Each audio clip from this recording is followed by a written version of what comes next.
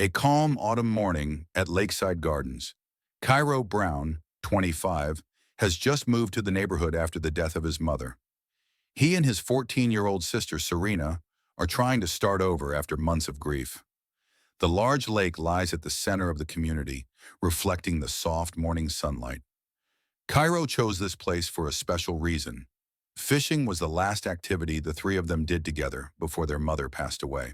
Serena still remembers her mother's smile when they caught a big bluegill. That morning, Cairo and Serena are sitting on the small wooden dock, fishing. Serena holds her fishing rod, her eyes shining as she pulls up a small bluegill. "Look, Cairo!" she exclaims, a brief moment of joy flickering in her eyes that had been so full of sadness. "You keep this up, and you'll be the best angler in Lakeside Gardens," Cairo laughs, trying to keep the atmosphere light. Suddenly, a sharp voice pierces the calm morning. "Excuse me, but what exactly do you think you're doing?" Cairo turns around to see a woman in her 50s, blonde hair styled to perfection, wearing an expensive athletic tracksuit. This is Vivian Wellington, the president of VIP, whom Cairo has yet to meet. She clutches a tablet in one hand, her expression icy as if she's just caught a criminal in the act. Cairo forces a friendly tone. "Good morning. We're just enjoying some fishing time. I'm Cairo Brown, just moved here." Vivian doesn't even look at Cairo. Instead, she taps firmly on her tablet. "Mr. Brown, fishing is clearly prohibited in this lake. This is a direct violation of VIP regulations. I'll have to issue a violation notice. The fine is $500. Serena looks at Cairo, confused. "But we're not doing anything wrong." Cairo clenches his jaw. "There must be some mistake. When I bought the house, the realtor clearly said that fishing was one of the community amenities." Vivian's thin smile doesn't reach her eyes. "The regulations were amended last month. All residents were notified via email." Cairo frowns. "I never received any email." Vivian raises a condescending brow. "Perhaps you should check your spam folder. Not knowing the rules doesn't exempt you from following them." Cairo bites back his rising anger.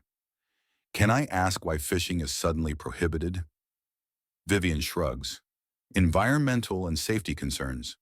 Hooks can injure wildlife, and some residents have complained about the smell of fish and bait disrupting their peaceful view of the lake from their homes." Serena tightens her grip on the fishing rod, her eyes welling up. "I don't get it. We're not hurting anyone." Cairo places a calming hand on her shoulder. "It's okay, Serena. Let's pack up and head home." Vivian's triumphant smile is infuriating. "Good. I'm glad we understand each other. And do check your email more carefully in the future. We wouldn't want any further misunderstandings." As they leave, Cairo takes one last look at the lake. The water shimmers under the morning sun, but to Cairo it no longer feels like a place of peace. It's a place where he just realized that life in Lakeside Gardens may not be as welcoming as he once thought. Back at home, Cairo is still fuming. He checks his email inbox, including the spam folder, but finds no email from VIP about the fishing ban. Frustrated, he sits down to research more about the VIP and its president, Vivian Wellington. He discovers that Vivian has been president of VIP for the past 8 years and owns a luxury real estate firm specializing in high-end properties. The deeper Cairo digs, the more he realizes that Vivian has been using her position to enforce arbitrary rules, disproportionately targeting new residents and minorities. Determined to get more information, Cairo decides to take a walk around the neighborhood.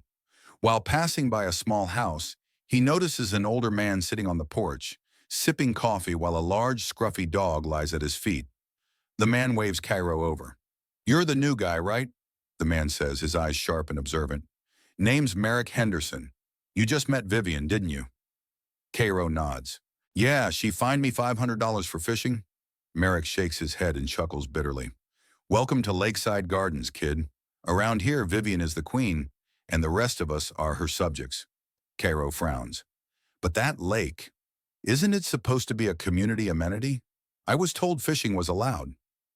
Merrick leans forward, his tone dropping to a conspiratorial whisper. "It was, until last month. See, Vivian's been changing the rules to suit her own agenda. That lake doesn't even belong to VIP. It belongs to Lakeside Corp., the original developers." Cairo's eyes widen. "Wait, so VIP doesn't own the lake?" Merrick nods. "Exactly. VIP only leases the recreational rights and that lease is set to expire in 2 months. But here's the kicker. Vivian's been quietly negotiating to buy the lake outright. Buy it? Why? Cairo asks, feeling a sinking sensation in his gut. Word is, Lakeside Corp is strapped for cash. They're looking to sell off assets, and Vivian wants to scoop up that lake. Once she owns it, she can restrict access, build luxury condos, and rake in millions. Cairo clenches his fists. So that's why she banned fishing. She's trying to control the lake before the deal closes. Merrick nods, his jaw set. Vivian's been using her position to harass anyone who doesn't fit her vision of the neighborhood. Minorities, single parents, renters. You name it. She's got this place locked down tight. Cairo looks back toward the lake, his eyes hardening. Well, she hasn't met me yet. Merrick smirks. You got some fight in you, kid. Good, but be careful. Vivian's not just some rich woman throwing her weight around. She's connected, and she plays dirty. Cairo takes a deep breath. He knows what he has to do. Merrick, do you have any documents or evidence about the lake? Anything that could help me? Merrick nods. Come by my place tomorrow. I'll show you everything I've got. But be discreet. Vivian has eyes and ears everywhere. As Cairo walks back home, he feels a fire burning inside him. Vivian might think she owns Lakeside Gardens, but Cairo's about to show her that he's not going down without a fight. The next morning, Cairo heads to Merrick's house. The old lawyer greets him with a firm handshake and invites him inside. The living room is cluttered with stacks of documents, legal books, and a laptop displaying multiple open files. Take a seat, Merrick says, pushing a stack of papers aside. This is everything I've collected on Vivian over the past few years. Cairo scans the documents, violation notices, financial statements, email correspondences, all targeting specific residents, mostly newcomers, minorities, and single parents. She's been systematically pressuring people to sell their homes at below-market prices, Merrick explains. Then, she buys them through her network of shell companies and flips them for a massive profit. Cairo shakes his head. This is a pattern. She's not just enforcing rules, she's weaponizing them. Merrick nods grimly. Exactly. And that's not all. Merrick opens a file marked Lakeside Corp. Inside is a copy of the lease agreement for the lake. This lease expires in 2 months. If Vivian buys the lake, she can do whatever she wants with it. Condos, private clubs, whatever. But there's a catch. What's that? Cairo asks, leaning forward. Vivian needs the support of the community to secure financing for the lake purchase. She's planning to impose a special assessment fee, an additional $50 per month for each household, under the guise of lake maintenance, but the money will go straight into her pocket. Cairo clenches his jaw. That's theft. And she's counting on the residents being too scared or too divided to challenge her, Merrick says. But we're not alone. Merrick takes out a list of names, residents who have been targeted by Vivian. There's Samuel Washington. He's a retired banker who's been trying to raise awareness about Vivian's tactics, but she's discredited him by spreading rumors about his financial problems. What about Maria Gonzalez? Cairo asks, recognizing the name. Single mom, 3 adopted kids. Vivian fined her over $2,000 for improper landscaping just because her kids were too loud in the pool. Maria tried to fight back but got shut down. Cairo's jaw tightens. Where can I find them? We meet every Wednesday at the back room of the library, Merrick says. But be careful. Vivian has her spies. Even some board members are in her pocket. Later that evening, Cairo shows up at the library. Samuel Washington is there, a tall, dignified black man in his 60s. Maria Gonzalez is a petite woman in her 40s, her eyes tired but determined. You must be Cairo, Samuel says, offering his hand. And Merrick said you're ready to fight back. Cairo nods. I am, but we need more than just a few people. We need evidence. We need numbers. Maria sighs. We've been collecting data, but Vivian always finds a way to twist things. People are scared of her. They don't want to risk losing their homes. That's exactly why she's been able to get away with it for so long, Cairo says. But if we can prove she's using VIP funds for personal gain and manipulating the system, we might have a chance. Samuel crosses his arms. I've been compiling data on the fines Vivian has issued over the past 5 years. There's a clear pattern. Fines are disproportionately targeting Black and Latino residents. We could use that as leverage. I'll help gather more evidence, Cairo says. And if we can get the residents to back us, we can challenge the special assessment and stop her from buying the lake. Maria nods, a spark of hope in her eyes. I'm in. Let's do this. As they leave the meeting, Cairo feels a renewed sense of purpose. Vivian may have the power now, but with the right allies, Cairo is determined to bring her down and reclaim Lakeside Gardens for everyone. Cairo continues to dig deeper into Vivian's activities. He and Merrick begin scouring financial records, property deeds, and emails. They discover that Vivian has been using multiple shell companies, Wellington Holdings, Lakeside Investments, and Sierra Vista Properties, to acquire properties under the radar. Merrick shows Cairo a document from Lakeside Corp., the company that currently owns the lake. Look at this, Merrick says, pointing to a highlighted section. Vivian is trying to negotiate a private deal to buy the lake outright. She's offering $300,000, but she doesn't have the cash. So she's planning to use the special assessment to fund the purchase. Cairo mutters, feeling the pieces come together. But there's more. Merrick nods. I did some digging and found this. He hands Cairo a series of documents, eviction notices, foreclosure papers, and property transfer records. Vivian's been targeting residents who can't afford to pay these bogus fines. Once they're in financial distress, she swoops in with one of her shell companies and buys their homes for pennies on the dollar. Cairo grits his teeth. So she's been engineering people's financial ruin just to buy up their property. Merrick nods. And the lake is her crown jewel. Once she controls it, she can restrict access, build luxury condos, and push out anyone she deems undesirable. Cairo takes a deep breath, his mind racing. We need more evidence. We need someone who can connect the dots between these companies and Vivian. I might know someone, Merrick says. Samuel Washington. He used to work in finance and has a knack for tracing money trails. That evening, Cairo and Merrick meet Samuel at his house. Samuel's living room is lined with stacks of financial reports and spreadsheets. He pours them coffee and gets straight to business. Vivian is smart, Samuel says, spreading out several documents. She never directly buys anything. Instead, she uses LLCs, limited liability companies, to shield herself. He points to a flowchart he's created. Wellington Holdings owns Lakeside Investments. Lakeside Investments owns Sierra Vista Properties.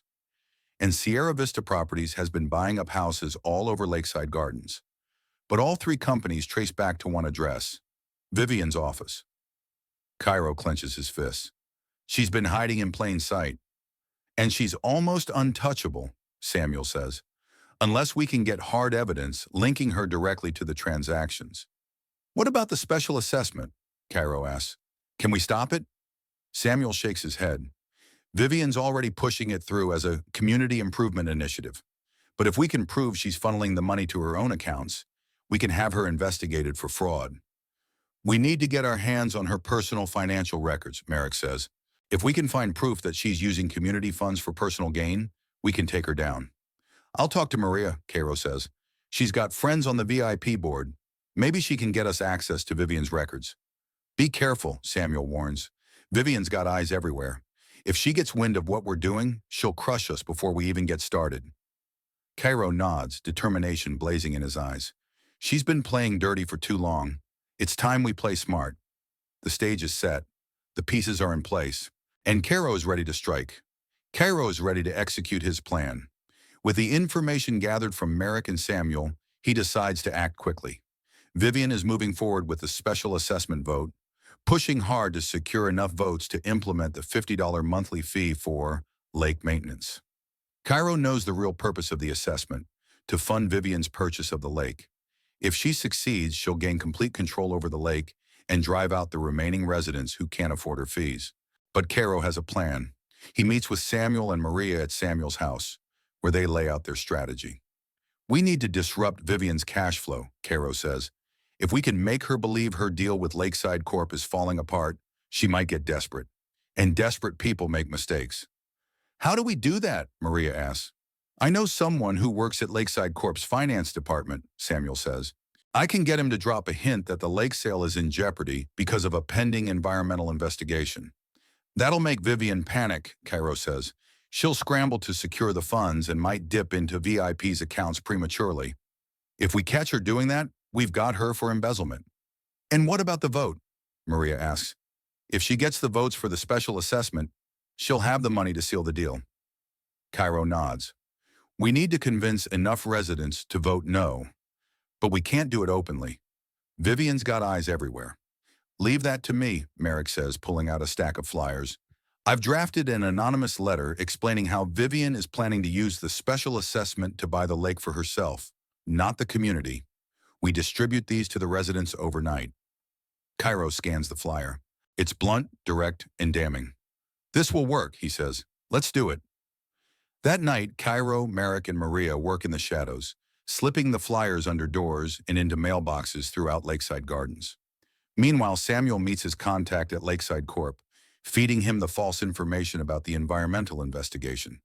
The next morning, chaos erupts. Vivian storms into the VIP office furious. Who's spreading these lies, she demands, holding up a flyer. The special assessment is for the community, not for me.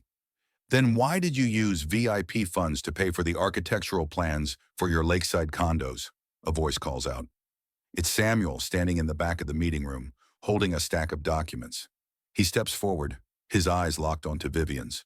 These are the architectural plans you commissioned last month, paid for with community funds. And here's the purchase order for $10,000 in consulting fees, paid directly to your company, Wellington Holdings. Care to explain that? Vivian's face pales, but she quickly regains her composure. This is slander. These are for potential community improvements. Community improvements? Maria says, stepping forward. Or your personal development project. I have pictures of the proposed condos. You are going to restrict lake access to anyone who didn't pay a $500 annual membership fee. Isn't that right? Vivian clenches her fists. You don't know what you're talking about. Oh, but we do, Cairo says, stepping forward. And we have proof. He holds up a binder filled with records that Merrick compiled. Financial transactions linking Vivian to the shell companies, eviction notices, foreclosure papers, all connected to her plan to buy out residents and flip their properties for profit. The room falls silent. Vivian's eyes dart around the room, searching for allies, but most of them avoid her gaze, some whispering amongst themselves. This is a smear campaign, Vivian shouts. You're all just jealous of my success. Or maybe we're tired of being lied to, Cairo says, his voice steady. This community deserves better than a tyrant who uses her power to steal from her neighbors. Vivian storms out, slamming the door behind her. But Cairo knows it's not over yet. She still has influence, and she won't go down without a fight. You think she'll retaliate? Maria asks, watching the door close. Absolutely, Cairo says, jaw set.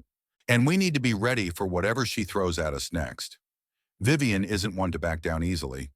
The day after the confrontation, residents start receiving notices of violations. Absurd, petty infractions like grass exceeding 2 inches, improper mailbox height, and unapproved flower pots. The fines range from $100 to $500 each. Cairo receives a total of $2,000 in violation notices in 1 week. Samuel gets fined $1,000 for a mailbox that has stood unchanged for 20 years. Maria receives a $1,500 fine for her children's toys being unsightly in the yard. Cairo gathers with the group at Samuel's house. She's hitting back hard, Maria says, tossing the stack of violation notices on the table. I can't afford these fines. I'm barely making rent as it is. That's what she wants, Samuel says, rubbing his temples. She wants us to cave, pay up, or sell our homes at a loss. But we're not going to give her the satisfaction, Cairo says. She's overplayed her hand. This is harassment, and we can prove it. Merrick enters holding a USB drive. I managed to obtain surveillance footage from the security cameras Vivian had installed around the neighborhood. Take a look. He plugs the USB into the laptop and plays a series of clips. Each video shows Vivian or one of her cronies measuring lawns, inspecting mailboxes, and taking photos of residents' properties. Always at odd hours, often late at night. She's systematically targeting anyone connected to us, Merrick says. This isn't about enforcing rules. It's about intimidation. And we can use this, Cairo says, leaning forward. If we can show that she's selectively enforcing these rules to push out specific residents, we can file a complaint for discriminatory practices. But we need more, Samuel says. A solid smoking gun, something that proves she's using these fines to fund her personal projects. Merrick nods. I might have just the thing. He pulls out a set of financial statements he managed to obtain from a VIP board member sympathetic to their cause. Look at this. Vivian has been transferring funds from the community maintenance budget into a special project fund. Over $50,000 in the past 3 months. Cairo's eyes narrow. What's the special project? Merrick smirks. That's the best part. It's labeled Lakeside Enhancement Initiative, but the money has been going straight to Wellington Holdings, Vivian's company. She's using community funds to finance her lake purchase, Samuel says, jaw clenched. That's fraud. And now we have proof, Cairo says. But we need to act fast. Vivian's holding a board meeting tomorrow to finalize the special assessment vote. If we can present this evidence publicly, we can stop her in her tracks. How do we get into the meeting? Maria asks. She's banned all of us from attending. Cairo smiles. Leave that to me. The next day, Vivian stands at the podium in the VIP boardroom, flanked by her loyalists. The special assessment is necessary to maintain the quality and prestige of our community, she says, her voice smooth as silk. We must protect our assets and ensure that Lakeside Gardens remains the premier neighborhood in the area. Excuse me, a voice calls out from the back. The room turns to see Cairo, Samuel, Maria, and Merrick stepping inside, holding stacks of documents. You weren't invited, Vivian says, her smile tight. Oh, but we were, Cairo says, holding up a proxy letter signed by a sympathetic board member. And we have some information the community needs to hear. Vivian's face blanches as Cairo steps to the front, holding up the financial statements. This special assessment isn't for community improvements. It's for Vivian's personal development project, the Lake Condos, and she's been funneling money from VIP accounts into her own company to fund it. Gasps ripple through the crowd as Cairo plays the surveillance footage of Vivian inspecting properties under cover of darkness. She's been selectively targeting residents connected to us, fining them for petty infractions to pressure them to sell, so she can scoop up their properties at a discount. That's a lie, Vivian shouts, her face red. You have no proof. Actually, we do, Merrick says, holding up the USB drive. And we're prepared to take this to the authorities. Vivian's eyes flash with fury, but she forces a smile. You're making a big mistake, Cairo. You think you can take me down? You have no idea who you're dealing with. Cairo steps forward, unflinching. And you have no idea how much I'm willing to fight for this community. This is just the beginning. Vivian is now desperate. The evidence presented by Cairo and his group has started to turn the tide against her. Some residents are beginning to question her leadership, and the VIP board members are divided. Determined to maintain her control, Vivian plans a grand event, a community gala by the lake. It's a lavish affair, complete with catered food, live music, and a presentation of her vision for the future of Lakeside Gardens. Cairo, Samuel, Maria, and Merrick know that this is a last-ditch effort for Vivian to regain her influence and secure the votes she needs for the special assessment. They decide to crash the event, but not without a plan. Before the gala, Cairo meets with Merrick in his garage. Do we have everything? Cairo asks, checking the equipment, a projector, a laptop, and a series of incriminating documents. Merrick nods. This will blow the whole thing wide open. Meanwhile, Maria and Samuel work on contacting as many residents as possible, urging them to attend the gala and hear the truth about Vivian Wellington. The night of the gala arrives. Vivian steps up to the stage wearing a sparkling gown and a confident smile. Good evening, everyone, she says, her voice amplified through the sound system. Thank you all for coming. Tonight we celebrate the future of Lakeside Gardens, a future of prosperity, security, and luxury. She clicks a remote and a presentation begins playing on a large screen behind her. Artist renderings of the proposed lakeside condos, luxury amenities, and private clubs. The crowd murmurs, some looking impressed, others uneasy. As you can see, Vivian continues, this development will elevate our community to new heights. But to make it happen, we need your support through the Special Assessment Fund. You mean the fund you've been funneling into your own accounts? A voice shouts from the back. The room falls silent. All eyes turn to see Cairo stepping forward, a laptop in his hand. Behind him, Samuel and Maria wheel in the projector, aiming it at the screen. Vivian's smile falters. What is the meaning of this? We thought the residents deserved to see the whole picture, Cairo says, plugging in the laptop. So let's take a look, shall we? Cairo clicks a key, and the projector lights up. Instead of the luxurious renderings, the screen now displays financial records, documents showing thousands of dollars being funneled from the Lakeside Enhancement Initiative Fund into Wellington Holdings and other shell companies owned by Vivian. Gasps ripple through the crowd. For months, Vivian has been stealing from this community, Cairo says, his voice firm, using your fees, your fines, your assessments, not to improve Lakeside Gardens, but to line her own pockets. Vivian steps forward, her face flushed. This is a setup. Those documents are fake. Really, Merrick says, stepping up beside Cairo. Then perhaps you'd like to explain this. Merrick clicks another key, and the surveillance footage begins to play. Video of Vivian sneaking around residents' properties, taking measurements, inspecting mailboxes, and snapping photos. In one clip, she's seen arguing with a board member who refuses to vote in her favor. Vivian Wellington has been using VIP resources to harass and intimidate residents, Merrick says, targeting those who refuse to sell or stand up to her. You can't prove anything, Vivian shouts, her eyes wild. You're all just trying to sabotage me. Then what about this, Samuel says, holding up a folder.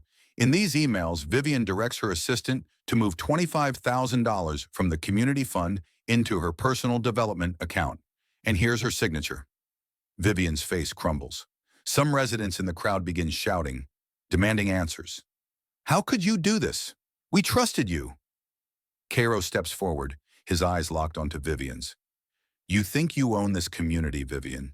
You think you can bully people, ruin lives, and get away with it? But not anymore. Vivian's eyes narrow. You're making a big mistake, Cairo. No, Cairo says, holding up a final document, the purchase agreement for the lake. You did. Because while you were busy stealing from everyone, I bought the lake. And as the new owner, I'm terminating VIP's lease effective immediately. The crowd erupts in chaos. Vivian's eyes go wide. You can't do that. Oh, but I can, Cairo says, calm and resolute. And as of now, Lakeside Gardens is under new management. Vivian stumbles back, her confident facade shattered.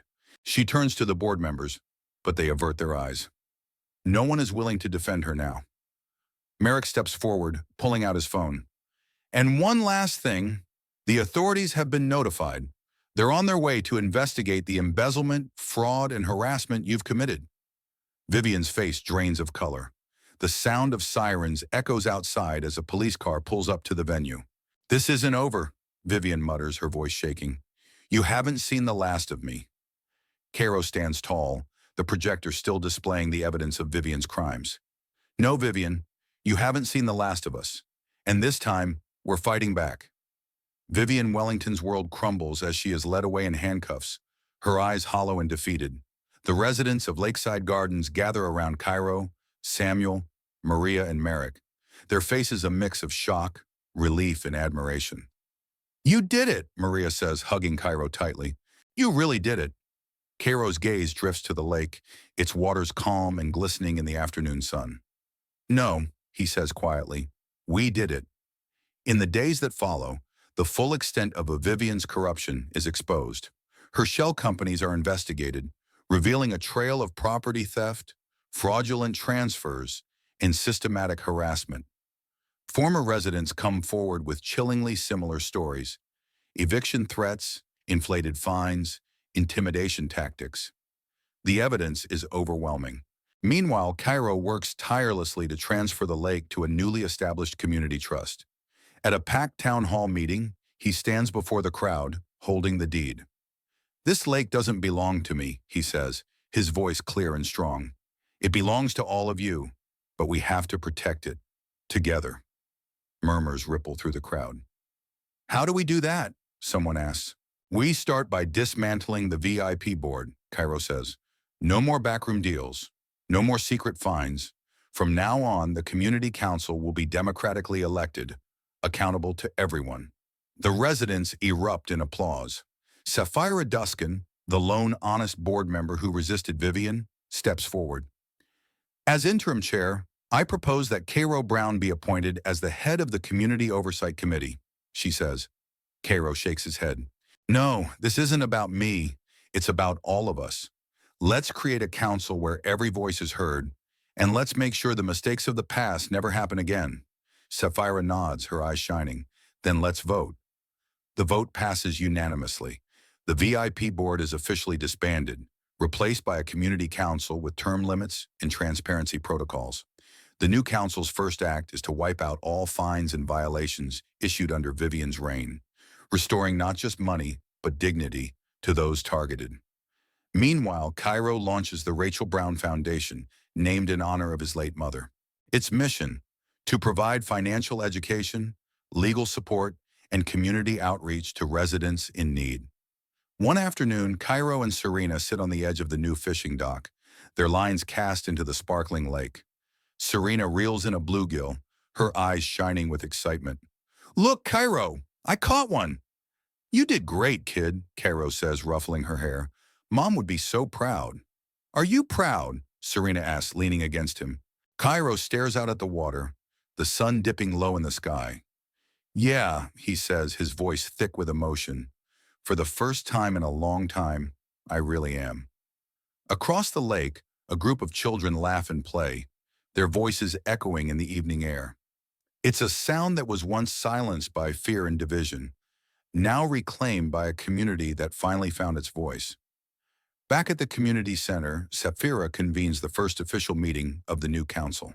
Before we begin, she says, I want to extend a heartfelt thanks to Cairo Brown for his bravery, his integrity, and his relentless fight for what's right. The room rises to its feet, applause thunderous and long-lasting. Cairo's cheeks flush, and he nods, humbled. For once, he doesn't feel like the man who lost everything.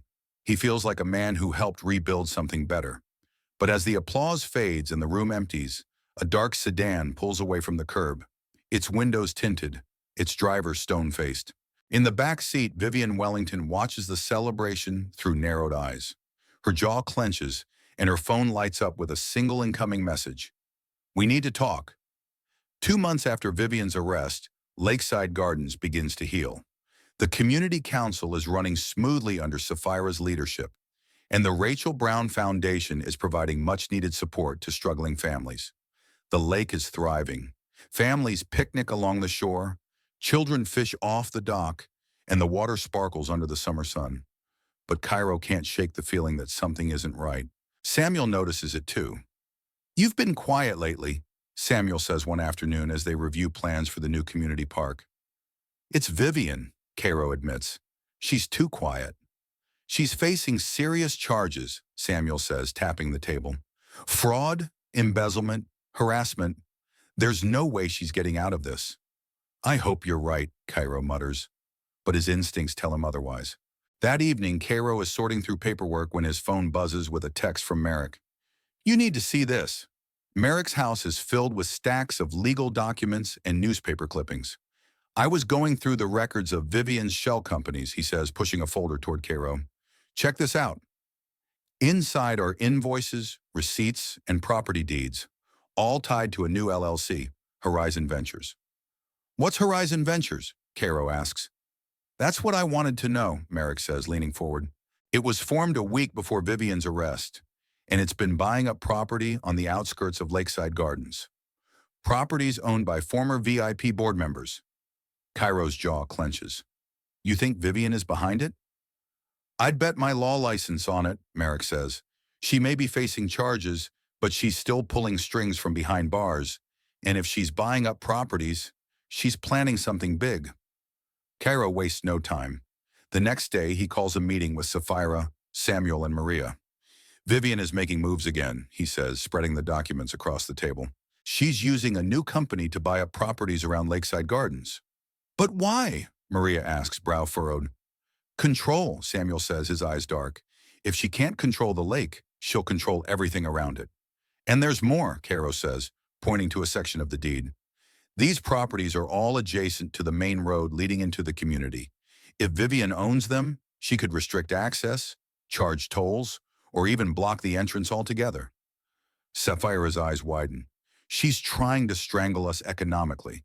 If she can't take the lake, she'll starve us out. Not if we stop her first, Cairo says. But we need proof. Solid, undeniable evidence that Horizon Ventures is Vivian's operation. Merrick nods. I know a guy who works at the county records office. He might be able to get us the documentation we need. And I can start contacting the residents who sold to Horizon Ventures, Maria says. Maybe they know more than they realize. We need to move fast, Cairo says. If Vivian is willing to go this far, there's no telling what she'll do next. Across town in a dimly lit office, Vivian sits at a polished oak desk, her manicured nails tapping rhythmically against a folder labeled Horizon Ventures. A shadowy figure stands behind her, face obscured by the darkness. They're on to you, the figure says, voice low and menacing. Vivian smirks, a glint of defiance in her eyes. Let them be. They have no idea what's coming next. Cairo, Samuel, Maria, and Merrick are working around the clock to uncover the truth about Horizon Ventures. The deeper they dig, the more connections they find. Shadow companies, hidden accounts, and confidential transactions that all point back to Vivian. She's using proxies, Merrick says, sifting through a stack of documents. Family members, old business associates, even some of her former board members. She's covering her tracks, Maria says, but there has to be a way to connect it all. There is, Cairo says, holding up a bank statement. This account shows regular wire transfers to a holding company in the Caymans, and the account holder is listed as W. Elaine. W. Elaine. Samuel leans back, eyes narrowing. That could be Vivian's maiden name. Exactly, Cairo says. But we need more than just a name. We need a direct link between Vivian and Horizon Ventures. Merrick snaps his fingers. What about the escrow agent who handled the property sales? If we can get a statement from him, that's a big if, Samuel says, especially if he's been paid off. Then we find another way, Cairo says. We need to get into Horizon Ventures headquarters. There has to be a paper trail there. Maria shakes her head. That's risky. If Vivian finds out, she won't, Cairo says, jaw clenched. I'll go alone. That night, Cairo approaches the building that houses Horizon Ventures. It's a nondescript office complex, dark and silent, except for a single light on the second floor. Cairo sneaks around the back, using a crowbar to pry open a basement window. Inside, the office is sterile and empty, but the file cabinets are locked. Cairo moves quickly, using a small lockpick set to pop open the drawers. Inside, he finds folders labeled with property addresses, purchase agreements, and transaction records. But then he hears footsteps, heavy, deliberate. Cairo ducks behind a desk just as two men enter the room, burly, intimidating, and clearly looking for something. Boss said the files are in here somewhere, one of them says, tossing papers onto the floor. Better find them fast, the other mutters, or we're the ones getting buried. Cairo holds his breath, clutching a USB drive loaded with scanned documents. As the men continue searching, he slowly backs toward the exit, but his foot catches a chair leg, sending it crashing to the ground. Hey! One of the men shouts, spinning around. Cairo sprints for the window, diving through just as the men lunge for him. Glass shatters, and Cairo hits the ground running, adrenaline pumping as the men chase after him. Back at Merrick's house, Cairo bursts through the door, breathless and bleeding from a shallow cut on his arm. What happened? Merrick asks, rushing to his side. Vivian has muscle now, Cairo pants, handing over the USB drive. But I got it. Everything we need. Samuel plugs the drive into his laptop, eyes scanning the screen. This is it, he says, his voice tense. We have bank statements, property transfers, emails, all signed by W. Elaine. And look at this, Maria says, pointing to a series of emails. She's coordinating with a law firm to file eviction notices against anyone who won't sell. She's trying to clear the area around the lake for a new development. But there's more, Merrick says, scrolling through the files. She's planning to reroute the main access road to the community, right through the properties she's been buying. Cairo's eyes darken. She's going to box us in. Not if we box her in first, Samuel says, a determined glint in his eyes. We take this to the authorities. Not yet, Cairo says, clenching his fists. First, we make sure every resident knows exactly what she's been doing. Across town, in a dimly lit hotel room, Vivian pours herself a glass of wine, a smug smile on her lips. They think they've beaten me, she mutters, swirling the glass. But they have no idea what's coming next.